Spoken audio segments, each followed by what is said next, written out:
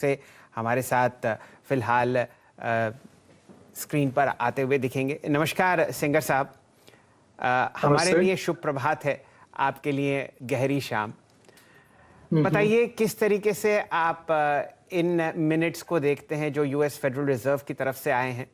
आपका अपना अनुमान क्या है, सन 2022 में कितनी बार रेट बढ़ेंगे और कहां तक दिसंबर सन 2022 तक यूएस की ब्याज दरें होंगी? अभी तो ऐसा लगता है कि 5 या 6 बार तो बढ़ने चाहिए, उससे ज़्यादा भी हो सकता है और वो सवा से 1.5% बढ़ेंगे। इसमें बल्कि ये और एक और नया शक खड़ा हो गया है, जो इस मिनट्स में कुछ साफ मालूम नहीं पड़ा, इसमें ज़ाहिर नहीं पड़ा कि हो सकता है कि मार्च में 25 के बजाय 50 से शुरू करें। तो ये अभी कितना इन्फ्लेशन बढ़ रहा है और कितना उनको अग्रेसिवली इसमें कदम बढ़ाने पड़ेंगे, ये इस बात पे काफ़ी लोगों का वाद विवाद चल रहा है। मेरा व्यू है कि ये 25 करें या 50 करें, लेकिन रेट्स तो बढ़ रहे हैं और रेट्स काफ़ी तेजी से बढ़ेंगे और सवा से 1.5% इस साल में बढ़ जाने चाहिए। अच्छा, बिल्कुल ठीक। तो ये जो कल मिनट्स आए, ये सच है कि इसमें कोई फर्दर इनसाइट्स नहीं है कि वो बैलेंस शीट किस हद तक रिडक्शन होगा, किस पेस से, किस मैग्नीट्यूड से रेट हाइक्स देखने को मिलेंगी। तो जो पता था उससे ज्यादा कुछ further add on in minutes ने नहीं किया है। पर सेंगर सर, जैसे आप कह रहे हैं, शायद एग्रेसिवली मार्च की मीटिंग में एग्रेसिव हाइक आए और इवेंचुअली 1.25% इस पूरे साल में दरों में बढ़त।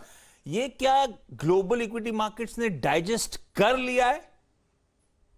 मेरे ख्याल से तो डाइजेस्ट कर दिया, लेकिन अब ये है ना कि इन लोगों ने फेड के गवर्नर्स ने और फेड के चेयरमैन ने ये एक बात साफ कही है कि जो डेटा आएगा उस पर डिपेंड करेगा कि कितना और भरना पड़ेगा।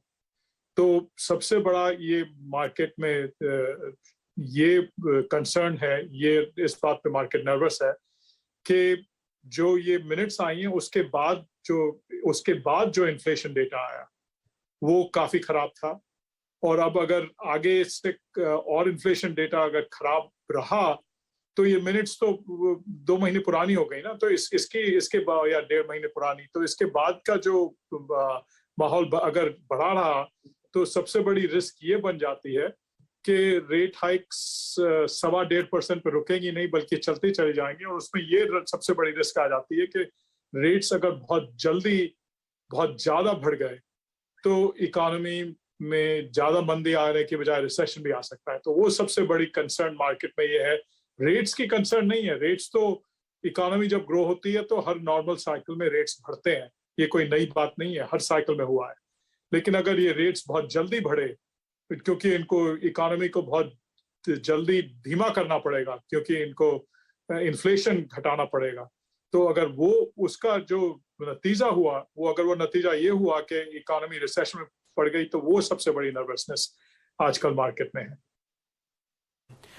सिंगर साहब, आपके हिसाब से क्या ज़्यादा परेशानी है इक्विटी के लिए और भारतीय बाजारों के लिए, बढ़ते हुए तेल के दाम, या अगर वाकई जंग छिड़ गई वेस्टर्न यूरोप में तो वो एक डिस्टेबलाइजिंग फैक्टर हो जाएगा पूरे विश्व के लिए? सप्लाई चेन्स में दिक्कत आएगी, काफ़ी परेशानी आपको पूरे के पूरे एनर्जी बास्केट में बढ़ती हुई दिखेगी। क्या आपको लगता है ज़्यादा परेशानी की समस्या है भारतीय बाजारों के लिए, बढ़ता हुआ तेल या ये वेस्टर्न यूरोप की दिक्कतें? तो ये दोनों एक ही चीज हो गई, क्योंकि अगर रूस ने यूक्रेन पे हमला किया तो रशिया की सबसे बड़ी एक्सपोर्ट्स हैं ऑयल और गैस। तो अगर वो रुक गई, उसमें कुछ अड़चन आई, उसमें कुछ सैंक्शंस आई, तो उससे तेल का दाम और भी बढ़ेगा। नेचुरल गैस का दाम तो यूरोप में बहुत ही बढ़ेगा, लेकिन तेल का दाम भी दुनिया भर में बढ़ेगा। तो तेल की जो महंगाई आ रही है उसको और ज्यादा सपोर्ट मिलेगा इस टेंशन से। तो मेरे ख्याल से तो इंडिया के लिए तेल का बढ़ना डेफिनेटली रिस्क रखता है, लेकिन अगर तेल अचानक बढ़े तो सबसे ज्यादा रिस्क रहता है। ग्रेजुअली अगर इकोनॉमी सबकी दुनिया की इंप्रूव हो रही है तो तेल का बढ़ना अब्जॉर्ब हो जाता है। लेकिन अगर सडनली जैसे कि यूक्रेन का जो अगर मसला आगे बढ़ा तो उसमें जो असर आएगा वो सडन शॉक जो होगा वो ज्यादा हानिकारक रहेगा इंडिया के लिए। संकट एस्केलेट होता है तो कच्चे तेल के दाम बढ़ेंगे, कच्चे तेल के दाम बढ़ना हमारी अर्थव्यवस्था के लिए वैसे ही दिक्कत वाली बात है। अच्छा सेंगर सर, ये आपके आसपास जो वहां बैठते हैं वो बहुत भारतीय बाजारों में माल छोड़े चले जा रहे हैं, ये एफआईआईज की रिलेंटलेस सेलिंग चलती चली जा रही है, ये बेसिकली सिर्फ ये ग्लोबल लिक्विडिटी टाइटनिंग का असर है या कुछ और दिक्कतें भी हैं जो हम लोग भाप नहीं पा रहे?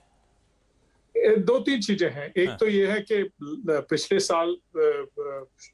साल के फर्स्ट हाफ में काफी इंडिया को फायदा मिला था। चाइना की जितनी उन्होंने अपने इंडस्ट्रीज पे जितना कंट्रोल किया, जितना उनको नुकसान पहुंचाया, उसके कारण काफी लोगों ने वहां से पैसा निकाल के और इंडिया और में काफी आया था। इंडिया के काफी जोर शोर से एक्सपेक्टेशन थी कि उसका फायदा होगा।